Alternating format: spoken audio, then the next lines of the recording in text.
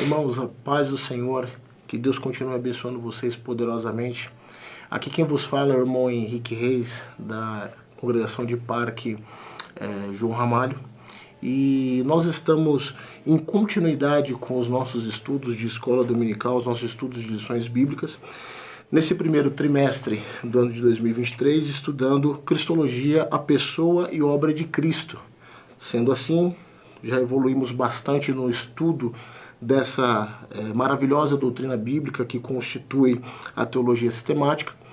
Evoluímos bastante estudando acerca dos nomes de Jesus, quem ele era, foram feitas introduções acerca da pessoa de Cristo, vimos a morte de Jesus, seu sacrifício, parte do seu ministério, parte do seu processo de encarnação. E agora, nesta lição, a lição de número 11, nós estudaremos os 3 ofícios de Cristo. Os 3 ofícios de Cristo. O Senhor Jesus, ele tem 3 ofícios que o identificam: o ofício de profeta, o ofício de sacerdote e o ofício de rei. E nessa lição de número 11, nós aqui acompanhado do irmão Jonas, nós faremos essa reflexão, nós faremos esse estudo, de modo que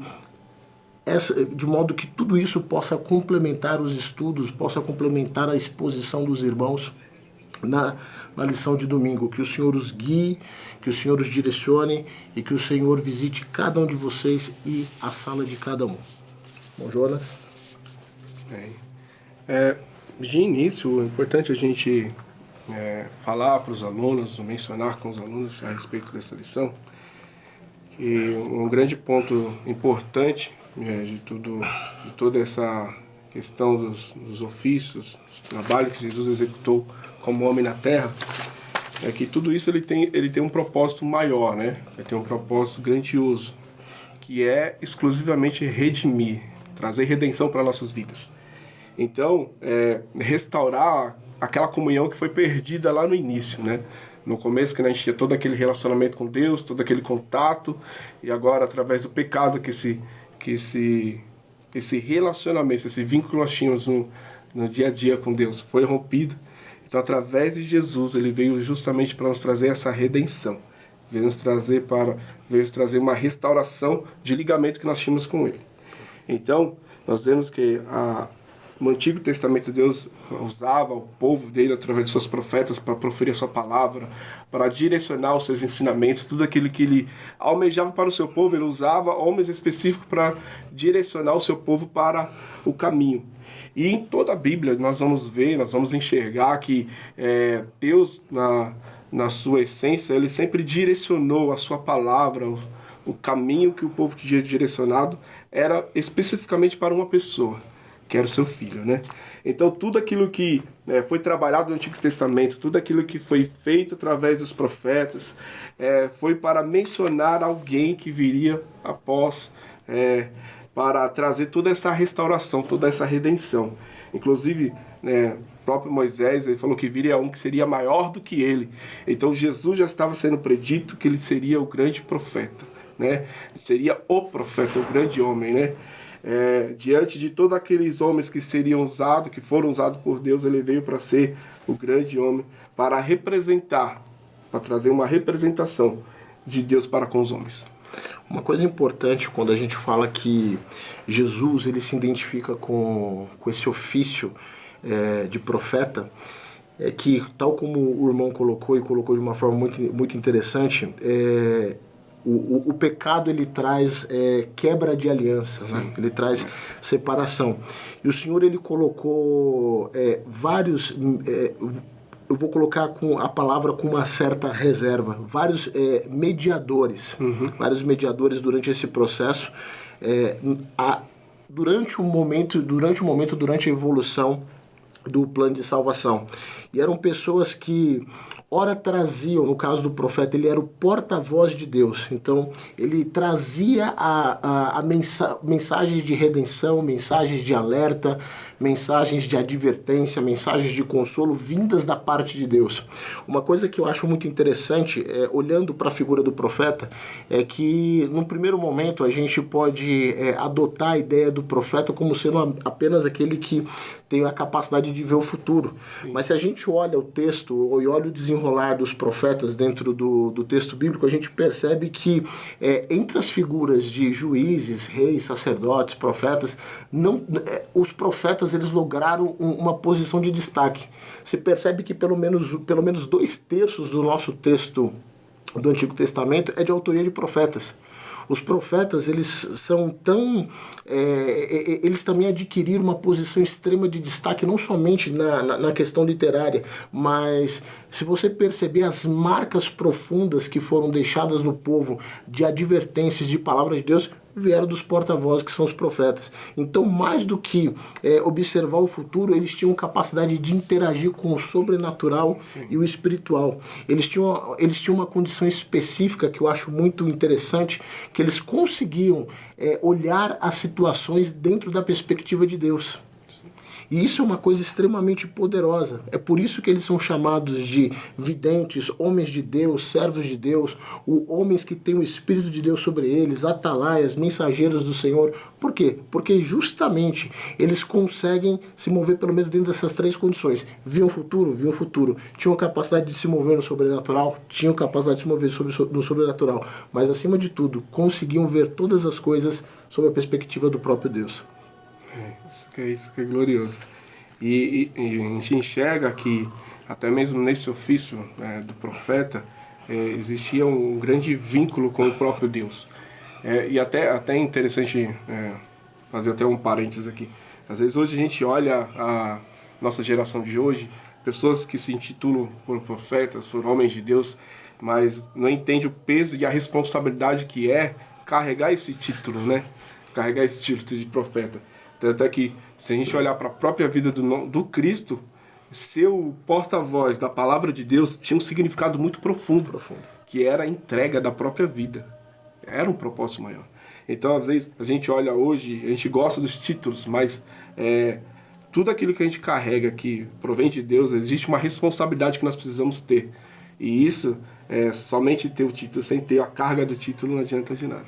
Uma coisa importante que o irmão falou sobre carga do título, se a gente for observar o texto de Êxodo no capítulo 3, Êxodo no capítulo 4, quando Deus ele está vocacionando Moisés para o processo de libertação, nós percebemos que Moisés ele sente o peso de fazer isso, a ponto dele começar a achar uma série de problemas e Deus ter que ir lá em Êxodo 4 colocar, não, fique em paz, você será como Deus, estou colocando teu irmão Arão, ele será como tua boca, isso na versão Almeida corrigida, a 95, né? Se você for para uma outra, diz assim, ó, você vai ser como Deus e teu irmão será como profeta.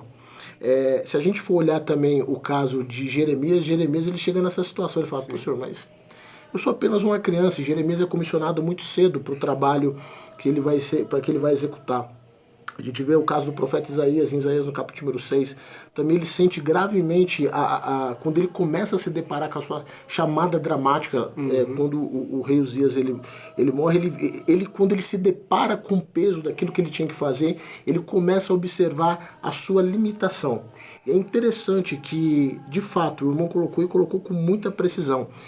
Hoje, atualmente, as pessoas gostam muito do título, mas a carga do título é muito difícil. As pessoas gostam de ser chamado de profeta, mas carregar a capa do profeta é um pouquinho mais difícil. O peso é diferente. E, de fato, quando a gente olha para a questão de Jesus ele tinha consciência de que realmente ele era um profeta. A gente percebe isso naquele evento quando ele chega diante da sua cidade natal, lá em Nazaré, ele abre no texto do livro de Isaías, lá em Isaías 61, versículo de número 1 a 3. Quando ele abre aquilo ali, pelo menos aqui na Isaías 61, de 1 a 3, o Espírito do Senhor me ungiu, evangelizar e por aí vai. Quando ele coloca isso, ele se assenta para expor esse texto, falando que aquele texto tinha se cumprido, de fato ele começa a demonstrar, olha, eu sou aquele profeta que o Moisés falou. Eu sou aquele que Moisés falou lá em Deuteronômio 18:15, Deuteronômio 34:10 e por aí vai. Eu sou este profeta. O Espírito do Senhor está sobre mim. Aí você vai mais a fundo. Quando ele fala, eu sou aquele que vos fala, esta palavra, né? Então, o profeta é aquele que profere a palavra de Deus. Então, ele está ali dizendo, eu sou o próprio verbo, eu sou a palavra. Aí é o que João diz, né? Ele é o verbo encarnado, ele é a própria palavra de Deus. Então, ele veio justamente para dizer e proferir o caminho que nós iríamos trilhar lá à frente. Então, nós vamos ver que em todas as palavras, assim como os profetas diziam em nome do Senhor, ele, em muitos dos textos que a gente você enxerga, os irmãos que forem avaliar e estudar a lição, vão ver que em muitos textos ele vai usar assim diz eu, a minha palavra, né? Assim como digo, assim como eu estou dizendo, assim quem vos fala. Então ele realmente joga para si a responsabilidade de ser a própria palavra, o próprio Deus, aquele que estava com o Pai. Perfeito. E está agora anunciando a própria palavra dita. E para os irmãos que forem complementar os seus estudos, né? Como a gente falou, Jesus ele admite ser profeta, né? Então no texto que nós comentamos foi Marcos 6:4, depois você pode conferir em Lucas 4:24, Mateus 13:57, Jesus admite ser profeta. Não somente isso, mas o povo também reconhece Jesus como profeta em Lucas 7:16, naquele evento do menino da viúva de Naim. Sim. O pessoal, poxa vida, levantou-se um profeta poderoso entre nós. Então o povo reconhece que ele é profeta. Os seus discípulos, nas diversas confissões de fé que eles fizeram, quando Jesus faz aquela pesquisa, quem dizem os homens que eu sou? Pode perceber que na coleta de dados que os discípulos apresentam, todas as opiniões identificam Jesus como um dos profetas. João Batista, Elias, alguns dos antigos profetas. E não somente isso, se a gente for olhar, os próprios discípulos enxergavam Jesus como profeta. Se a gente for lá para os discípulos que estão fugindo, voltando para a sua vida lá no caminho de Emaús, eles alegam, será que somente você estrangeiro aqui, você não sabe o que aconteceu com Jesus, varão poderoso, profeta em obras e palavras? Então, de fato, Jesus ele é identificado como profeta, mas como o irmão Jonas colocou, não qualquer profeta, o profeta. Tanto é que se a gente for olhar lá em Hebreus 1:1-3, diz assim, e havendo Deus outrora falado muitas das vezes, de muitas maneiras, aos pais pelos profetas, nesses últimos dias nos falou pelo Filho. Ainda coloca ele acima dos profetas, então já tem o destaque, não é simplesmente um profeta, é meu próprio Filho. E ainda nesse texto de Hebreus é legal que o livro de Hebreus ele apresenta Jesus como sendo superior a praticamente tudo aquele sistema da antiga aliança, né? O escritor aos Hebreus ele escreve um texto no qual ele visa relembrar aqueles judeus que estão fracassando na fé a superioridade de Cristo, a superioridade dele sobre anjos, a superioridade dele sobre profetas, a superioridade dele sobre Josué, Arão, Moisés. E quando a gente olha a superioridade dele sobre Moisés, a gente percebe, Moisés foi um profeta maravilhoso, foi um líder grandioso, mas Jesus é maior que esse Moisés, que foi um grande exemplo para vocês de profeta. Uma coisa que é legal também, eu gostaria até de complementar nesse aspecto de Jesus como sendo o profeta, é que é o seguinte, o irmão colocou uma coisa fantástica e trazendo aqui novamente, Jesus não falava de qualquer... Enquanto o profeta ele era um porta-voz de Deus, Jesus ele falava com autoridade que vinha de Deus, mas provinha dele. Então, ou seja, ele era a própria palavra encarnada sendo administrada. Ele era a própria boca de Deus. Enquanto o profeta ele era um porta-voz, Jesus era o próprio Deus falando. Verdade. Então isso é profundo. E eu gosto muito do artigo da Bíblia de Estudo Pentecostal, que ele apresenta 8 características dos profetas. E você percebe que isso está muito ligado a Jesus. Por exemplo, uma delas, o profeta era confidente de Deus. Ele era o amigo de Deus. Eu gosto de uma frase que fala que o profeta é amigo de Deus. E Jesus, você percebe que ele tinha uma estreita relação com o Pai. Eu e o Pai somos um. João 14, né? A gente acaba utilizando muito esse texto para trabalhar muito a questão da Trindade. Mas quando a gente observa, há um desdobramento quando a gente percebe essa união, né? Eu e o Pai somos um. O próprio texto de João 3,16, ele apresenta Jesus como sendo unigênito do Pai, aquele que está em igualdade, tem a mesma natureza. Então, ele era mais do que um confidente, mais do que um amigo, ele era um em unidade com o Pai. Ele, além de ser confidente do Pai, o que a gente já colocou, ele amava profundamente o povo.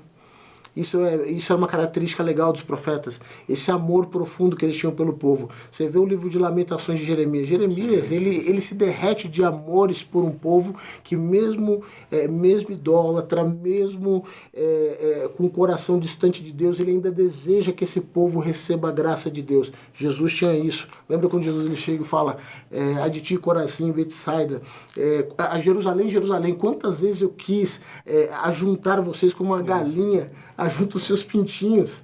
Então, esse amor que o profeta tinha pelo povo, ele tinha. Essa total confiança e lealdade a Deus, a profunda sensibilidade ao pecado e ao mal. Quantas vezes Jesus, pelo menos... o relato bíblico, pelo menos umas 2 vezes, ele derruba as mesas dos cambistas. Eu também me recordo dos ais de Jesus em Mateus 23, e não somente isso, né, totalmente dedicado, abnegado. E uma das características que eu acho a mais triste, o profeta muitas das vezes ele era solitário e triste. Sim. E a gente vê Jesus solitário num dado momento, lá no Getsemane. Ou seja, todas aquelas características inerentes a um profeta, ele se vestiu dessa roupagem. Então aí você vê, né, pra a gente concluir com essa parte do profeta, você vê a carga que existe sobre o ministério. Embora hoje a gente acredite que não existe a função profeta específica, ofício, nos dias de hoje, mas você vê que o peso de quem é um porta-voz da palavra de Deus exige um preço, né? Exige uma carga, uma renúncia, uma entrega. E Jesus, ele foi justamente esse vínculo para nos direcionar, para nos mostrar que toda a carga que está direcionada ao serviço de Deus exige de mim uma renúncia. Isso é verdade. Né? Como muitos quiseram vir até Jesus, né, para estar com Ele, andar com Ele, caminhar com Ele, até mesmo o jovem rico quis herdar a vida eterna, mas Jesus mostrou para ele que existiam algumas coisas que precisam ser deixadas de lado, abrir mão, né? Alguns quiseram vir até Ele e falou, as aves do céu têm seus ninhos, a raposa seus covis, mas o filho do homem não tem. Então a carga do serviço a Deus é pesada.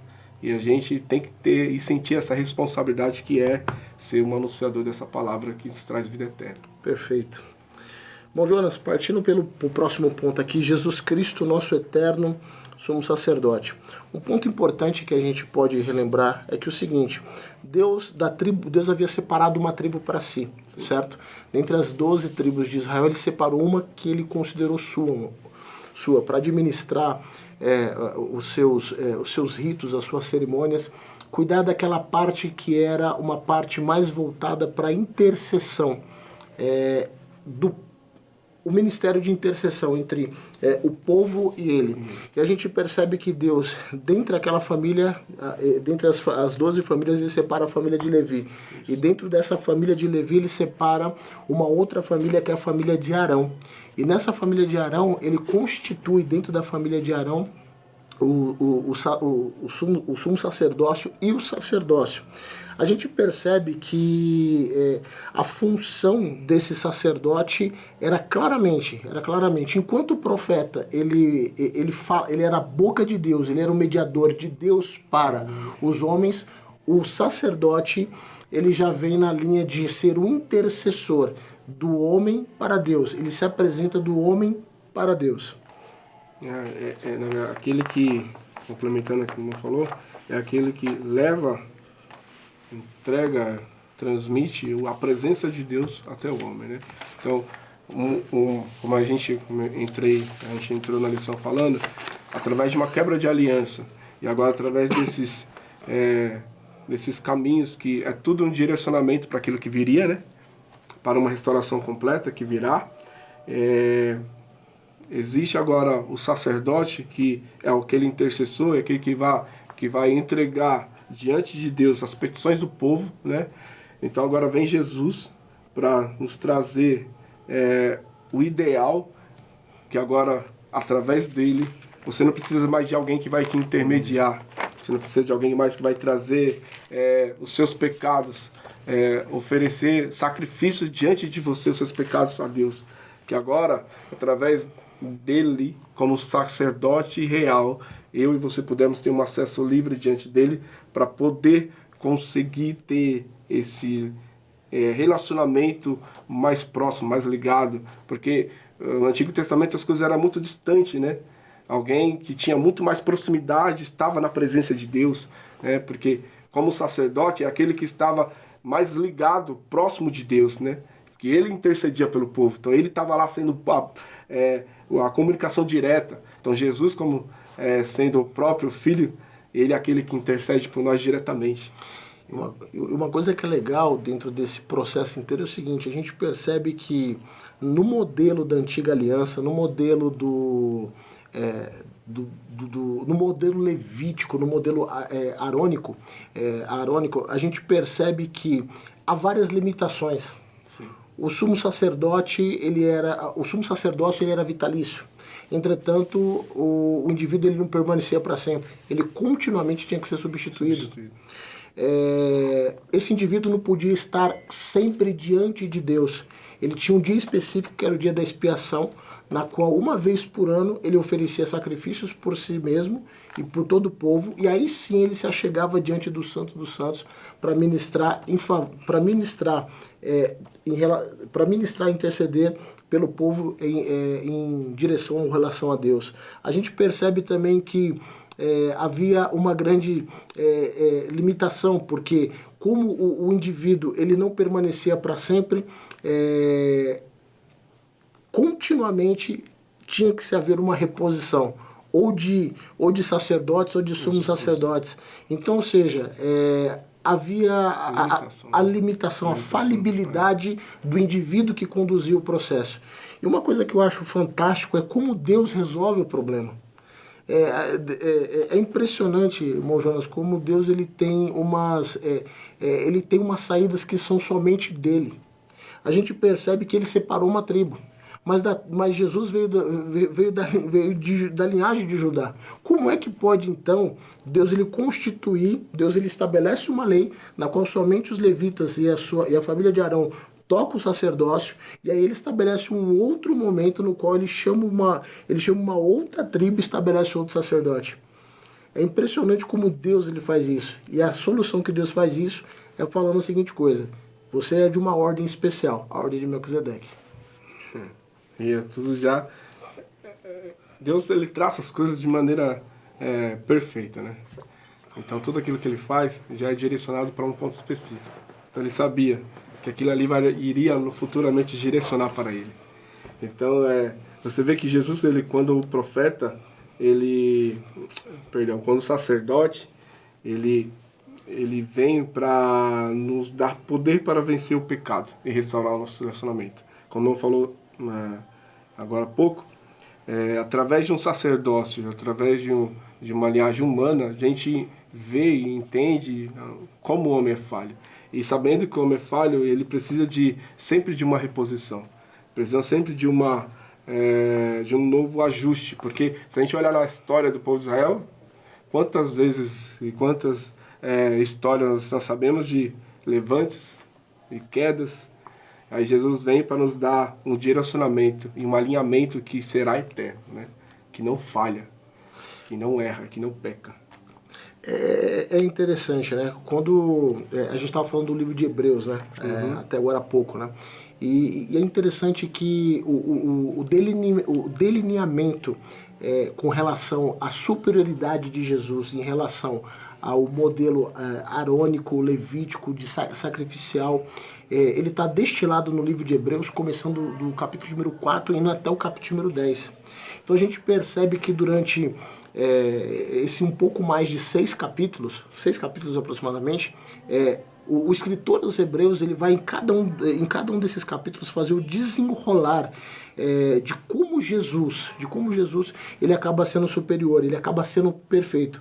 Uma coisa interessante, no capítulo número 4, quando é feita a abertura dessa sessão para mostrar a superioridade de Jesus em relação ao sistema sacerdotal da antiga aliança, ele coloca no versículo 14 do capítulo 4 a seguinte coisa: visto que temos um grande sumo sacerdote, Jesus, Filho de Deus, que penetrou nos céus, retenhamos firmemente a nossa confissão, porque não temos um sumo sacerdote que não possa compadecer-se das nossas fraquezas, porém que, como nós, em tudo foi tentado, mas sem pecado. E aí, colocando o versículo de número 1 do capítulo número 5, porque todo sumo sacerdote tomado entre os homens é constituído a favor dos homens nas coisas concernentes a Deus, para que ofereça dons e sacrifícios pelos pecados e possa compadecer-se eternamente dos ignorantes, errados, pois também ele está rodeado de fraqueza. Mas olha que legal aqui no versículo de número 5. No 4 diz que essa honra é somente da família de Arão, mas no 5 ele coloca assim, ó, também Cristo não se glorificou, ou seja, aí vem a voz de Deus: tu és meu filho, hoje te gerei, como também diz no outro lugar, tu és sacerdote eternamente segundo a ordem de Melquisedeque. O legal de tudo isso é o seguinte, é que Deus, quando ele faz essa separação, ele já coloca um sacerdote perfeito e um sacerdote que, diferente do outro, que era transitório e finito, coloca um sacerdócio agora completamente diferente, um sacerdócio eterno. Justamente. Um que não ia necessitar mais de uma transferência constante de posição. Uma reposição constante. Justamente. Então agora ele se torna o nosso próprio, como diz o próprio escritor diz, ele é o nosso fiador, e que vai viver eternamente intercedendo por nós. Então, o grande plano de Cristo, desde o princípio de tudo, foi justamente isso: trazer uma redenção para um povo que, embora fracassado, no pecado, ele veio para nos mostrar. E é interessante que justamente essa ideia de que Jesus ele veio como homem foi justamente para comprovar a certeza que nós também temos de conseguir conquistar, né? Porque a única maneira de ele cumprir esses ofícios era vindo como homem. Não haveria outra forma. Não tinha como ele vir como meio Deus, meio homem, meio espiritual. Ele tinha que ser vindo encarnado como homem. Então tudo tinha um propósito, justamente para nos orientar e nos mostrar o caminho que nós devíamos trilhar para realmente enxergar em Cristo uma força que nós iríamos conseguir conquistar, mesmo com a nossa fraqueza, a nossa limitação e a nossa pecaminosidade. Nós vamos ver em Cristo que nós podemos todas essas coisas. E o legal, se a gente começar a fazer uma comparação entre os dois modelos, a gente acaba verificando o modelo, que era o modelo da Antiga Aliança. Então a gente tem Antiga Aliança e Nova Aliança. O modelo da Antiga Aliança ele era imperfeito, o modelo da Nova Aliança ele é perfeito. O modelo da Antiga, o modelo da Antiga Aliança era um modelo que ele era continuamente de reposição, de transferência. Esse modelo agora da Nova Aliança já não tem mais transferência nenhuma. Sim. Porque o sacerdote, o sacrifício é o próprio Cristo. Então, ou seja, ele se ofereceu como sendo o sacrifício único e perfeito. O escritor dos Hebreus, inclusive o autor, ele coloca isso em Hebreus 9, 24 a 26. Se a gente continuar desenrolando, então, um é imperfeito, outro é perfeito, um tem transferência e reposição, outro é intransferível, um é transitório, o outro é permanente, um é finito, o outro é eterno. Então a gente percebe que quando a gente olha para Jesus, a gente percebe que essa é uma ordem especial. E, inclusive, eu acho interessante a argumentação que o escritor dos Hebreus ele faz para mostrar superioridade. Ele diz o seguinte, vejam como, quando ele vai desenrolar esse texto em Hebreus 7, ele fala assim, veja como esse Melquisedeque era importante, porque até o pai Abraão, ele deu dízimos, e por meio dele o próprio Levi, que daria origem aos descendentes que constituiriam as famílias araônica e levítica, deu dízimos por meio dele. Então isso mostra que Deus ele havia separado uma ordem especial, com uma característica especial. E detalhe, aqui fica um ponto importante, que Deus ele faz do jeito que ele quer, da maneira que ele quer, e no tempo que ele quer, né? a gente percebe que Deus ele constituiu um modelo, mas Deus ele não tem nenhum problema de criar um novo modelo. E ele adequa o seu filho nesse novo modelo. E a gente, como homem, a gente precisa entender esse trabalhar de Deus no meio da história. Porque a gente vê um Deus que em tudo que ele fez, sempre foi direcionado para o Cristo. Tanto é que tem até um autor, escritor, que ele diz uma frase que eu acho muito interessante. Ele diz assim: se você pegar a Bíblia, de Gênesis e Apocalipse, fizer um talhado com a faca, ela vai sangrar. Porque ela inteira, ela é direcionada para um propósito maior. Aleluia. Porque a Bíblia diz que o Cordeiro ele estava morto desde a fundação do mundo. Então o projeto, o plano A, que não é o plano B, já estava sendo traçado. Então Jesus é aquele que conduz o caminho desde o princípio de todas as coisas. Então você vê um Deus juntamente com o Pai, com seu Filho lá, e um Deus aparentemente irado por conta de um povo pecador, mas tem um filho que tem um amor no coração e conversa com o Pai: Pai, não, fica tranquilo, eu vou lá, eu faço o papel, eu cumpro o propósito, né? Ainda que eles sejam falhos, mas eu vou ser o Cordeiro perfeito. Então a gente vê um Deus que nos traz justificação, né? Mesmo quando nós somos pecadores. Então, através desse trabalho de Cristo, desse sacerdócio dele, ele nos dá o direito de ser justificado, né? Se a gente olhar a leitura de 1 João, capítulo 1, versículo 9, você vai ver lá: se confessarmos os nossos pecados, ele é fiel para nos purificar e nos perdoar de toda a nossa injustiça. Então você vê, é um Deus que justifica e nos traz uma mudança moral, é um Deus que perdoa e purifica. Então, ele é o nosso sacerdote. E é legal que quando você vai para o versículo de número... em 1 João 2:1, você ainda tem esse complemento bem nessa linha, né? Meus filhos, essas coisas eu vos escrevo para que não pequeis. E se alguém pecar, temos um advogado para com o Pai, Jesus Cristo, o justo. Aí ele complementa no versículo 2. Ele é apropriação pelos nossos pecados, e não somente pelos nossos, mas também pelos de todo mundo. Né? Não que todo o mundo será alcançado por ele, né? Mas o sacrifício é disponível a todos, sem exceção. E é fantástico essa ideia do mediador perfeito, né? Retornando um pouco naquele raciocínio de Hebreus 4, a gente percebe que o sacerdote ele tinha uma certa limitação de entendimento das falhas do povo. Tal como o profeta, ele tinha que sentir também a necessidade do povo.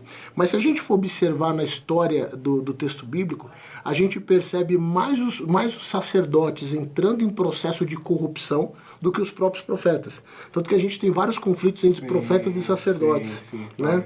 A gente percebe que dentro dessa ordem, dentro dessa classe de pessoas, reis, sacerdotes, juízes, profetas, anciãos, a gente percebe uma degradação muito grande, principalmente dos sacerdotes.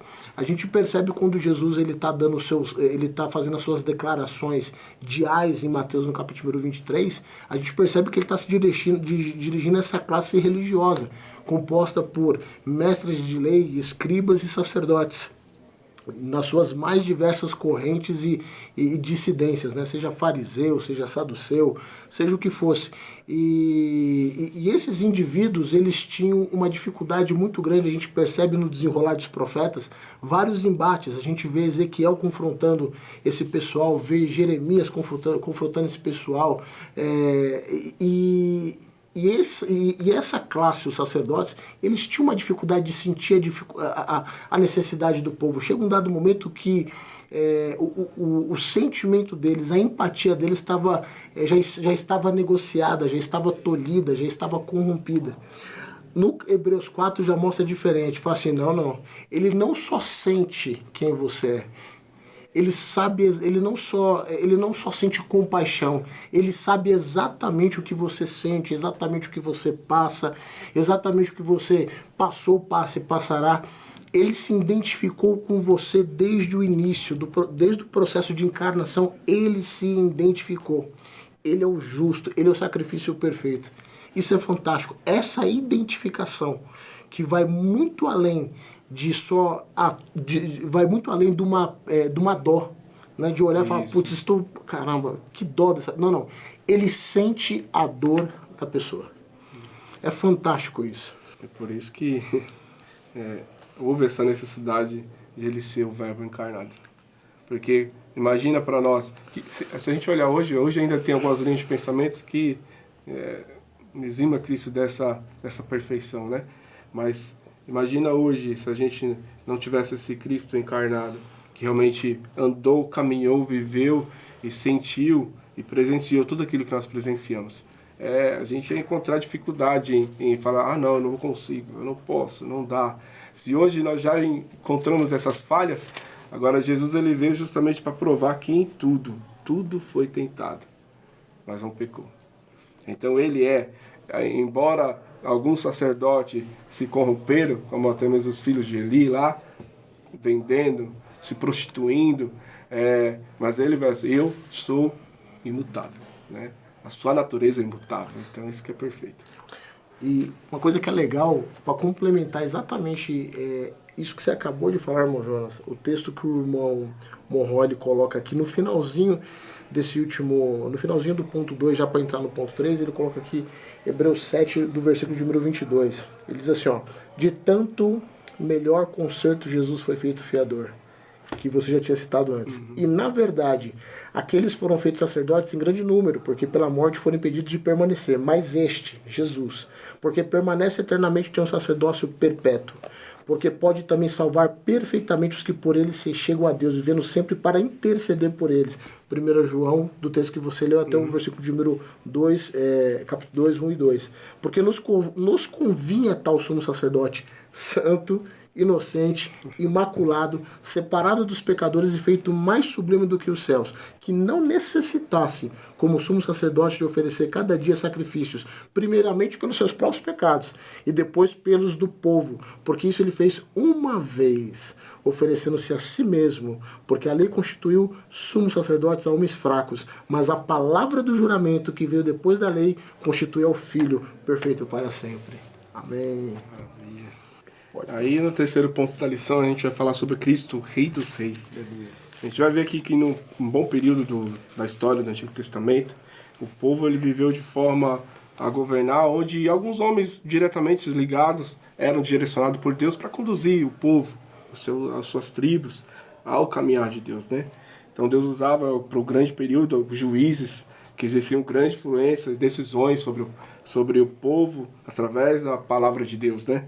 Então, esse modelo começou a ser mudado, começou a ser transitório, porque o povo, né, com aquela velha mania de olhar para a nação alheia, olhar para quem estava na sua vizinhança, né, ansiou por um rei, né? Aí a gente vê aqui no decorrer da história, Samuel, ele elege Saul como rei, de maneira aparente, né? Isso eu acho que é uma coisa que a gente até é bom ressaltar, porque Samuel, né, como todos naquela época, uma pessoa que era bem vista, um homem forte, né, bonito, como era Saul. Então, aparentemente, falou, isso aqui será um rei muito bom, perfeito, né? Então, diante de tudo isso, a gente vê a caminhada dele, que infelizmente não foi um dos melhores, né? Ele começou bem, mas infelizmente se distanciou. Então, a caminhada do povo de Israel foi nessa onda. Aí depois se levantou outros monarcas, como Davi, Salomão, outros reis sendo usados por Deus. Então, de tudo isso nós vamos ver que Deus estava direcionando o povo para um caminho de um reinado que ele até mencionou, na sua palavra ele menciona, né? Que ele seria fruto, né, descendência de Davi, né, o grande Messias, ele viria dessa linhagem. Então, Jesus, ele em toda a história, no enredo da história da encarnação e da vida de Cristo, ele vem direcionando para algo que seria perfeito. A gente vê Deus levantando reis que outrora fizeram coisas boas, só que infelizmente em parte do caminho se corromperam, ou outros homens que foram usados por Deus, como Davi, teve grande excelência no seu trabalho, mas infelizmente, como homem limitado que também falhou, também pecou, né? Também teve seus deslizes, mas agora a gente vai ver e vai enxergar um Cristo que veio para reinar. E esse reinado será um reinado de paz, de harmonia e sem pecado. Então nós vamos ver no decorrer da vida do Cristo, apontando para alguém que será o grande remidor da nossa vida. Aquele que vai realmente nos trazer o poder de poder vencer com Ele e não mais sofrer. Porque embora Deus levantava períodos de reis bons, a gente vai ver que o povo muitas das vezes era oprimido, era sofrido, né? Sofria alguma opressão. Mas Jesus ele veio para mostrar que eu serei aquele que serei o julgador da sua vida, né? Será aquele que vai trazer realmente uma verdadeira paz eterna. Uma coisa que é interessante, né? Dentro desse... É como eu falei, né, anteriormente, né? Deus ele nos surpreende de uma forma fantástica, né? Sim, sim. Uma coisa que eu acabei não comentando, mas é importante, né? Que cada um desses ofícios que a gente está estudando, e nós estamos aqui no último ofício, que é o ofício de rei, eles têm uma identificação que os legitima, que é o processo da unção, né? O profeta era ungido, o sacerdote era ungido, bem lembrado. E o rei ele também era ungido, né? Enquanto o profeta ele falava e sentia e olhava as coisas da perspectiva de Deus, o sacerdote falava e sentia as coisas da perspectiva da falibilidade do povo. Uhum. E o rei ele trazia o modelo do governo de Deus. Lembrando que o rei ele não era... E isso é importante mencionar, né? Que a característica de diferença e que infelizmente o povo de Israel não conseguiu compreender isso, né? Os reis que assumiram, né? Tanto no reino unido, né? Com exceção de Davi e de Salomão no seu período áureo, né? Que tem todo o reino unificado, mas quando acontece a divisão, por causa de Roboão, constituindo o Reino do Norte, o Reino do Sul, a gente percebe claramente que eles não entenderam o modelo de diferença que havia entre a forma de monarquia estabelecida por Deus e aquela que era das outras nações. As outras nações tinham um soberano que era totalmente... ele era o soberano com S maiúsculo, vamos colocar assim. Já nesse modelo é diferente. Nesse modelo de reis, né? A gente percebe que o soberano é Deus. E o rei ele é apenas um vice-regente. Quem realmente reina sobre o povo é Deus. E quem espelha o modelo quem deveria espelhar o modelo de melhor governo é o rei. Então o rei ele não é o soberano é Deus. Ele é apenas o representante de Deus na administração desse governo e no cuidado com o povo. E uma coisa que é impressionante é que esses reis, eles falíveis também, eles não entenderam isso. Eles não compreendem isso. E Deus, ele nos surpreende. Por que ele nos surpreende? Ele permite com que da descendência de Davi, de Judá, saia um que vai reinar, que vai estabelecer o seu governo.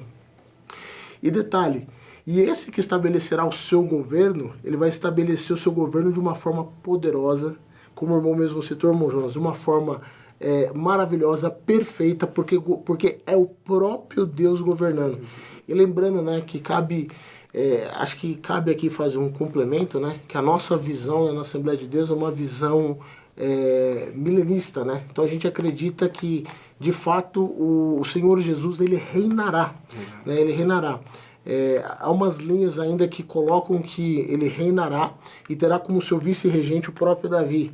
Mas o fato ele reinará. E na nossa percepção, após os 7 anos de tribulação, quando Jesus ele instaurar o julgamento das nações, nós entramos então no período de reino milenial. E ali nesse período de reino milenial, o Senhor ele vai ter a oportunidade de ministrar o governo do jeito que Deus sempre quis. Justo. Isso é fantástico, isso é fantástico. E o governo que, na verdade, a gente, eu acho que desde o princípio lá, vamos lá, desde o início de quando Deus ele apenas administrava o seu povo através de pessoas específicas, de juízes, né? Tanto é que quando Deus fala para Samuel, por que tu está preocupado? Eles não estão rejeitando vocês, estão rejeitando a mim. Então Deus já estava falando, eu sou o modelo perfeito, né? Mas infelizmente o povo não se atentou para isso. Boa, bem lembrado. Bem lembrado essa. Então, Deus já mostrava para o povo que o caminho da perfeição estava em obedecer a sua palavra, em ouvir a sua voz. Só que, infelizmente, a gente, como ser humano, a gente sempre quer espelhar aquilo que é mais bonito aos olhos, né? Os olhos sempre chamam atenção para aquilo que é visível, não para aquilo que é invisível. Então, o reino de Deus, como ele fala assim, ele não é desta terra, ele é espiritual. Então, a gente fica esperando, como o povo judeu esperou, um rei que viesse montado num cavalo, né? Mas ele não veio dessa forma, porque ele veio para mostrar que o reino dele não é sobre ter coisas, é sobre ter uma vida eterna, né? Que vai para além dessas coisas transitórias deste mundo. Então o povo de Israel, infelizmente, por conta dessa falta de visão, e nós, hoje, trazendo para hoje, por causa dessa falta de visão, nós não enxergamos que a nossa vida, ela não está sobre ser rei aqui, né? Porque nós somos filhos de reis, mas nosso reino não é aqui. Nosso reino, ele é de outro lugar, né? Como nós somos extraterrestres, né? Nosso reino é espiritual. Então por isso que nós temos que estar sempre, como aplicação pessoal para a vida, que uma lição como essa, a gente vai dizer, o que nós podemos aplicar para a nossa vida? A aplicação é que o Senhor nos chamou, porque nós somos proclamadores de um reino que não é deste lugar. Então, tudo que nós passamos nesta vida, ela vai ser transitória, porque o que o Senhor tem preparado para nós é muito superior àquilo que nós estamos esperando apenas nesta vida, né? Uma coisa que é interessante, né? Que eu acho muito legal, né? Deus ele faz uma promessa, um concerto, faz uma aliança davídica, né? Você vai lá em 2 Samuel 7,16 diz: porém a tua casa e o teu reino serão firmados para sempre diante de ti, teu trono será firme para sempre. Isso vai voltar como cumprimento em Lucas no capítulo de número 1, 32 a 33, no diálogo que Gabriel tem com Maria. Colocando o seguinte, ó, este será grande e será chamado Filho do Altíssimo, e o Senhor Deus lhe dará o trono de Davi, seu pai, e reinará eternamente na casa de Jacó, e o seu reino não terá fim. E uma coisa que é poderosa, olhando agora Paulo para Filipenses, no capítulo número 2, diz assim, pelo que também Deus o exaltou, e soberanamente, ele soberanamente exaltou soberanamente. Ele deu o nome que é sobre todo nome, para que ao nome de Jesus se dobre todo o joelho dos que estão nos céus e na terra e debaixo da terra, e toda língua confesse que Jesus Cristo é o Senhor, para a glória de Deus Pai. Então, ou seja, independente da visão ou cosmovisão que a pessoa tenha, ela vai ter que reconhecer que Jesus é o soberano, é o Senhor, é verdadeiramente o Rei dos Reis e o Senhor dos Senhores. Então isso é poderoso, que aquela placa que o Pilatos coloca lá, que este é o Rei dos Judeus. Agora sim, no milênio, a gente vai ver essa placa sendo personificada nele, ele vestindo a roupa de rei. Eu me lembro de um texto dos profetas que ainda coloca da seguinte forma: naqueles dias alguém vai pegar no braço do judeu e falar, você está indo para Jerusalém? Eu quero ir junto com você. Cara, você pode me ensinar melhor como é viver com este Deus, com este Senhor? Então, de fato, ele vai reinar. Ele já reina. E o reino dele, esse reino é agora invisível, eterno, e esse reino, ele verdadeiramente se consolidará de uma forma física, pelo menos na nossa visão escatológica, irreal. Irreal. Até porque, para o judeu, que infelizmente, o judeu vendo uma passagem dessa, de um rei que virá para reinar, na cabeça dele humana ele pensa em alguém realmente poderoso, porque o judeu ele não pensa que alguém como o rei que vai vir para libertar o seu povo vai vir de maneira humilde, né?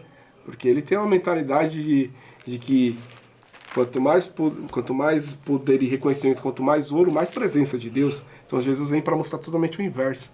Imagina Jesus voltando agora na sua segunda vinda aqui para buscar o seu povo, e o seu povo vendo que ele realmente era o grande. Então é essa que tem que ser a nossa expectativa, de que como ministradores do Evangelho que somos hoje, o Senhor nos chamou para também ser os oficiais dele. Aleluia. Né? E que assim, trazendo como um paralelo para nossas vidas, nós somos os oficiais do Senhor aqui nessa terra. Nós somos os profetas de Deus, os proclamadores da palavra. O Senhor nos chamou para ser agentes, sacerdotes, agentes de milagre. Nós também somos intermediadores, que nós fazemos o caminho que as pessoas precisam para alcançar a Deus. Então, o Senhor nos chamou para esse propósito. E agora mais direcionado para a conclusão, o irmão Jonas já colocou de uma forma muito prática os conceitos, né? Que a gente vem destilando aqui nessa lição, né? dos 3 ofícios de Cristo. Coisas importantes que eu acho que é interessante colocar para os alunos no domingo, né? Primeiro, né? Jesus como profeta, ele é a boca de Deus. Ele é o próprio Deus falando, ele é a própria palavra encarnada e ele traz remissão, ele traz uma palavra de salvação. Então, a você que está escutando essa lição, e você precisa de fato de um encontro com esse Deus, saiba que Jesus, ele traz essa palavra de que, de fato, Deus ele está anunciando, arrependa-se. Através de Jesus nós temos essa mensagem que traz, há um reino que será instaurado, arrependa-se, você pode, Deus está pregoando um momento de paz. Ele é essa boca profética que fala, ele é essa palavra profética, é o Evangelho de Deus, o Evangelho de Cristo Jesus, é as boas novas de salvação. Ele é essa mensagem profética. Do ponto de vista sacerdotal, ele é aquele que, como nós lemos no texto de Hebreus 7, ele é aquele que intercede por você, ele é o seu advogado. Não existe abismo,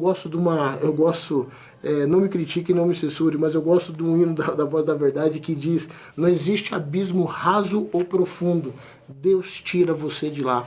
E ele faz isso mediante a obra salvadora de Jesus. É a graça, né? A graça, ele faz isso mediante a graça destilada na obra de expiação de Jesus.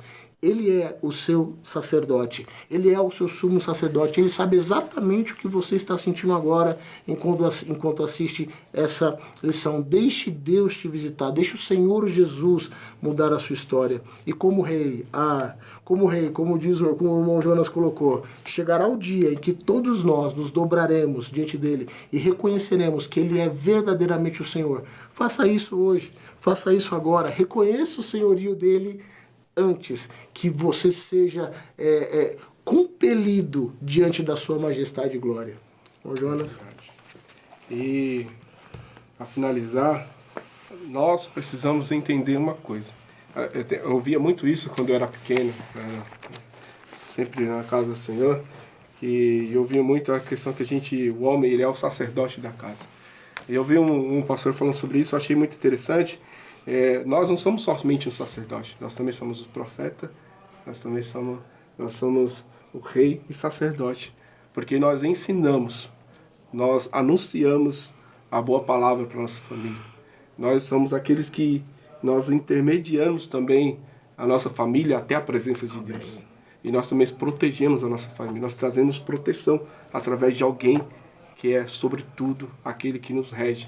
Então, isso nos traz um grande ensinamento para a vida, de que não existe outro caminho, não existe outro meio, se não for através do nosso Jesus Cristo, né? Diante de tudo que nós vemos aqui, esses 3 pontos, os ofícios do nosso Cristo, nós só podemos ter uma lição, não podemos nos calar. Porque assim como ele veio e não abriu mão do seu processo, ele também nos dá um modelo de que nós precisamos seguir firme até o fim. A palavra de Deus diz em Apocalipse 16, fiel até o fim, dar-te a coroa da vida. Amém. Então, o processo cristão é justamente esse. É entender que assim como o nosso Jesus padeceu, sofreu, vivenciou, sentiu na nossa carne tudo aquilo que nós sofremos, podemos ter certeza de uma coisa, que por tudo aquilo que nós vamos passar na vida, o Senhor também vai nos dar fortaleza para suportar todas as coisas. Filipenses diz, né, assim, posso todas as coisas, aquele que me fortalece. Então a força não está em nós, mas está naquele que nos dá suporte, que é Cristo. Amém. Então que Deus possa abençoar cada um de nós e que seja uma boa aula. Né, Amém. Irmãos, que Deus continue abençoando vocês poderosamente, continue interagindo com os alunos de vocês, aprofundem nos textos, deixem que o Espírito de Deus que estava sobre Jesus esteja sobre vocês nessa aula. Em nome de Jesus, Deus continue abençoando vocês poderosamente. Amém.